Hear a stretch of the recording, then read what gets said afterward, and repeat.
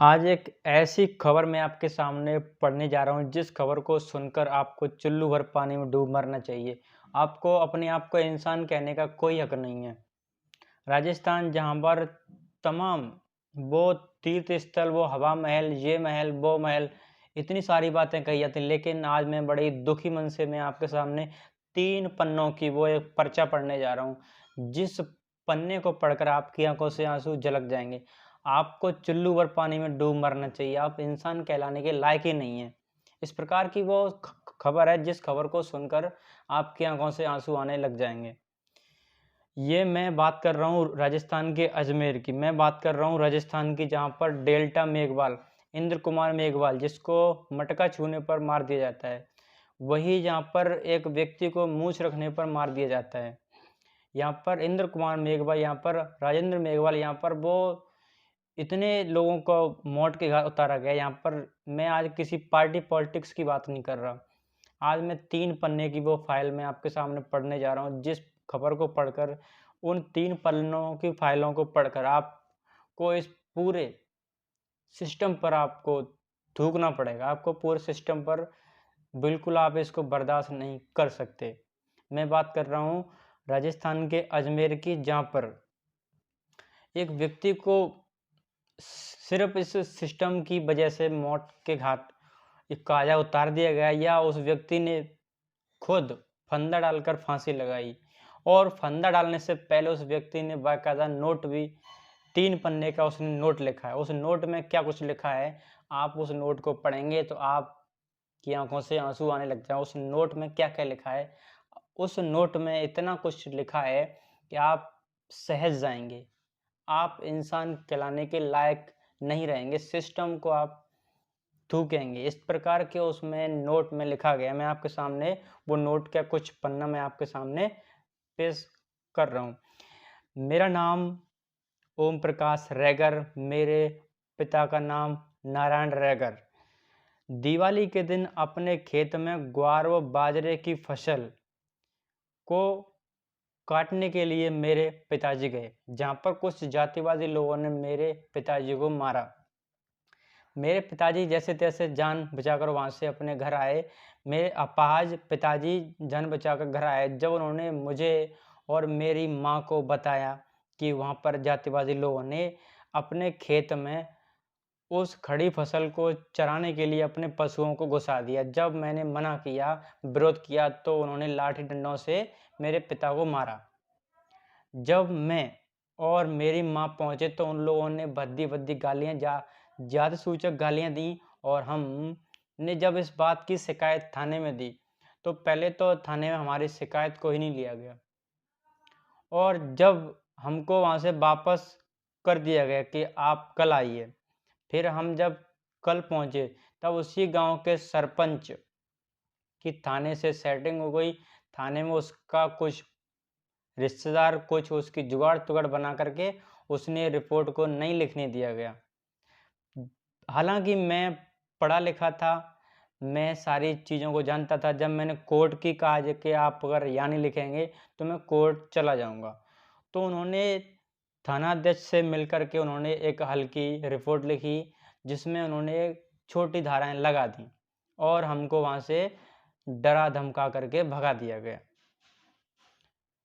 मैं संविधान और कानून पढ़ा लिखा, मैंने जब कोर्ट की कहा तो एफआईआर लिखी, पर धाराएँ बहुत ऐसी लगाईं जो आगे चल के कोर्ट तक पहुँचेंगी नहीं।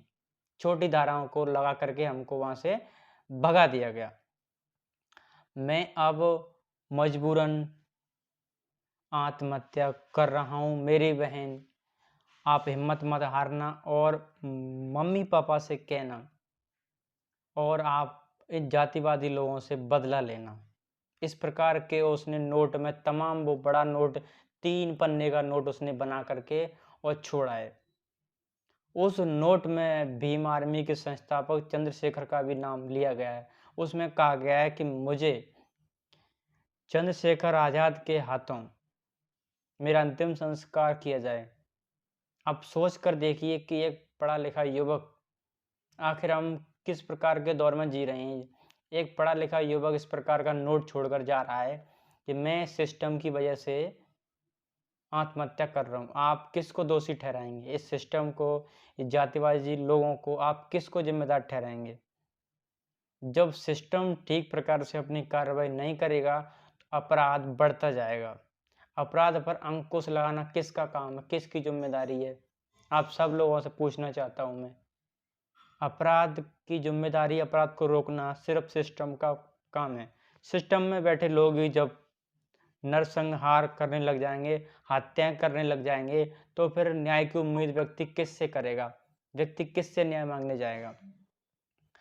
आगे ओम प्रकाश रैगर ने लिखा है कि मैं अपने माँ-बाप को अपने सामने बेइज्जत होते देखा, मैं इस बात को सह नहीं सकता। मैं किस मुँह से अपने माँ-बाप के सामने जाऊँगा? मैं अब किस मुँह से अपने माँ-बाप को मुँह दिखाऊँगा? मैं अब अपने माँ-बाप के सामने मुँह दिखाने लायक नहीं हूँ। उसने इसमें लिखा है कि मुझे पता है अब यह लोग क्या करेंगे। मेरे पापा, मम्मी और परिवार को बचा लेना। चंद्रशेखर आज़ाद रावण से विनती है मेरी कि मेरा अंतिम संस्कार आपके हाथों से किया जाए। भीम आर्मी के संस्थापक से वो मेरे साथ जो हुआ वो न्याय दिलाएं और अपने हाथों से मेरा अंतिम संस्कार करवाएं। इस प्रकार के वो पढ़ा लिखा युवक अपना स्टेटमेंट 3 पन्ने का फाइल देकर गया है। सोशल मीडिया पर ये वायरल हो रहा है। आज हमें डूब मरना चाहिए। जो लोग कहते हैं कि जातिवाद नहीं है, आज ऐसे लोगों को मुंह पर कालिख पोत लेनी चाहिए।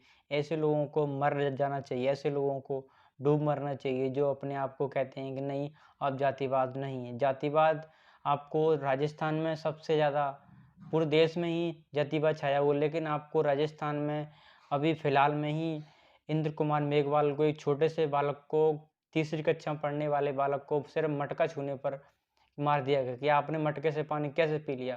फिर आप कैसे कह सकते हैं कि इंसान इंसान एक जैसा है? जब नालायक लोगों, जब तुमको खून की बोतल लगती है तब तुम क्या उस पर देखते हो कि ये मुझे फलाने जाति का ही खून चाहिए? जब तुमको रक्त की आवश्यकता होती, जब तुमको खून की बोतलें चाहिए होती, जब तुमको खून चढ़ाया जाता है, वहाँ पर तुम देखते हो क्या कि मुझे फलाने का ही खून चाहिए, मुझे सिर्फ इसी जाति वाले का ही खून चाहिए, मुझे इसका खून नहीं चाहिए। वहाँ पे तुम देखते नहीं हो कि नहीं, उस खून की बोतलों पर भी लगा दो जातियों का लेबल। खून की बोतलों पर भी जातियों का लेबल चिपका दो, ताकि तुम लोग खून लेने से तो मना कर दोगे। नालायक लोगों, तुम लोगों ने इतने बड़े, मैं तो सिस्टम को जिम्मेदार ठहराता हूँ। इस सिस्टम की वजह से आज एक व्यक्ति 25 साल का एक नौजवान युवा जो एजुकेटेड था, लेकिन आज उसने इतना बड़ा ये कदम उठाया है। मेरे हिसाब से ये कदम नहीं उठाना चाहिए था उसको। इस सिस्टम के साथ, इस पूरी जोर से, इस पूरे सिस्टम से उसको लड़ना चाहिए था, लेकिन आज वो इस जंग को हार गया। उसने माँ बाप से, अपने माँ बाप को वो मुंह दिखाने लायक नहीं रहा। आज ओम प्रकाश रैगर की 3 बहनें हैं, जिनमें से 2 बड़ी बहनें, एक छोटी बहन है, और माँ बाप हैं, और उसके परिवार में कोई नहीं है। उसके पिताजी अपाहिज हैं। अब देखिए किस प्रकार का वो फैमिली है, और ये जातिजीवी लोगों को समझ नहीं आता। अब आप देखेंगे कि जातिवादी लोग उन जातिजीवी लोगों को बचाने के लिए तमाम महासभाएं करेंगे। बहुत लोग तमाम सभाएं लगाएंगे, लेकिन मेरा अब सभी से एक सवाल है कि इस प्रकार से हम नौजवान युवाओं को सोचना चाहिए कि जातिवाद को किस प्रकार से ख़त्म किया जाए। इस वीडियो में सिर्फ इतना ही। चैनल पर पहली बार आए हो तो चैनल को सब्सक्राइब ज़रूर करना, बेल आइकन दबा लेना। आज मैं बड़े दुखी मन से वीडियो बनाया था। नमस्कार।